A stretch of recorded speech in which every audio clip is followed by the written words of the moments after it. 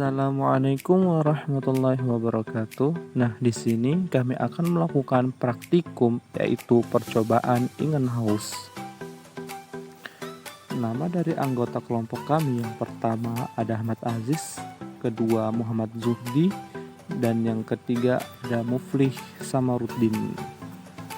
Nah, tujuan dari praktikum kami yaitu yang pertama untuk membuktikan bahwa proses fotosintesis menghasilkan oksigen, dan yang kedua mengamati faktor-faktor yang mempengaruhi terhadap fotosintesis.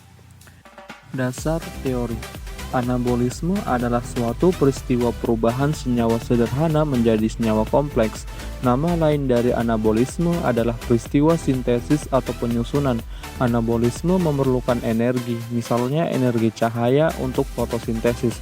Proses fotosintesis merupakan proses yang dilakukan oleh tumbuhan dan organisme berklorofil lain untuk menghasilkan makanan sendiri. Secara sederhana, proses fotosintesis dapat diartikan sebagai proses yang dilakukan tumbuhan untuk mengolah zat anorganik yaitu zat karbon dioksida atau CO2 dan air atau H2O dengan bantuan cahaya matahari dan klorofil diolah menjadi zat organik yaitu karbohidrat atau C6H12O6.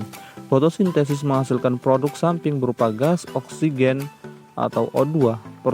Persamaan reaksi fotosintesis adalah 6 karbon dioksida ditambah 6 H2O dengan bantuan cahaya matahari dan klorofil menghasilkan C6H12O6 atau glukosa dan 6 O2 atau oksigen.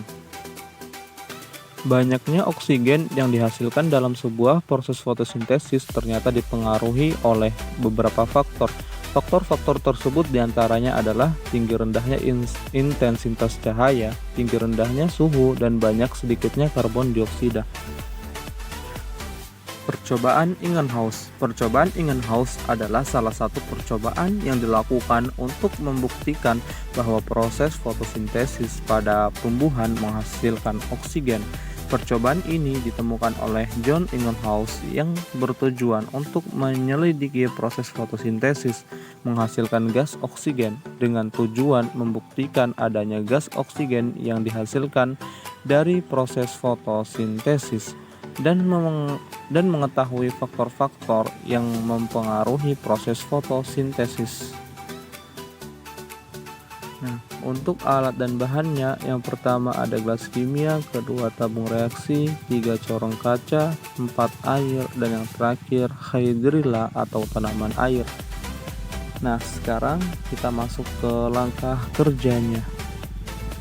Nah, yang pertama, siapkanlah alat dan bahan terlebih dahulu. Lalu ambil tumbuhan hydrilla atau tanaman airnya dan masukkan tumbuhan hydrilla ke dalam corong kaca dan masukkan corong kaca ke dalam gelas kimia.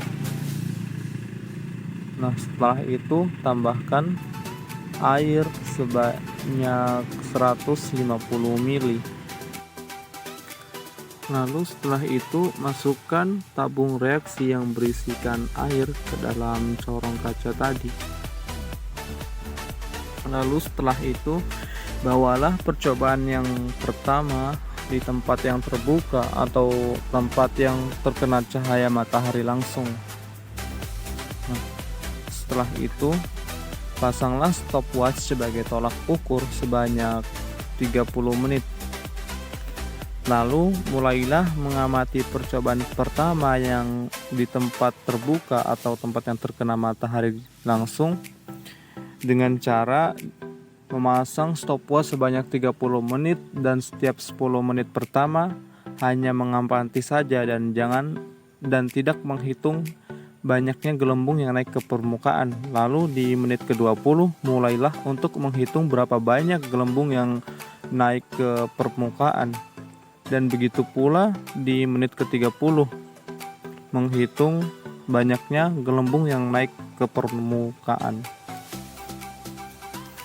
Lalu lakukan juga untuk percobaan kedua di tempat yang tertutup atau di tempat yang tidak terkena cahaya matahari langsung dengan langkah-langkah seperti percobaan pertama yang kita lakukan tadi.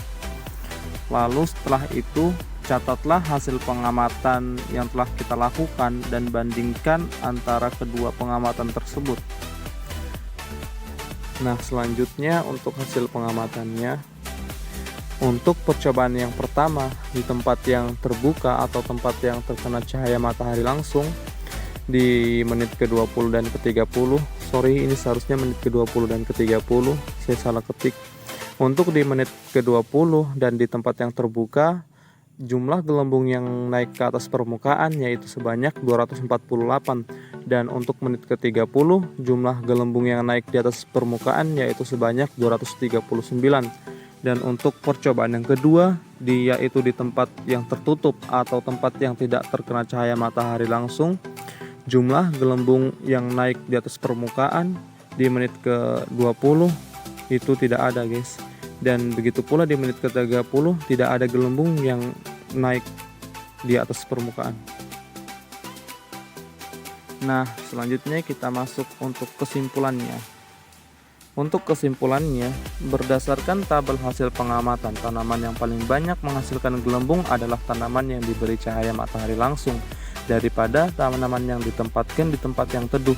Hal ini menunjukkan bahwa intensitas cahaya berpengaruh terhadap laju fotosintesis pada tumbuhan. Semakin banyak cahaya yang diberikan, maka semakin cepat juga laju fotosintesisnya.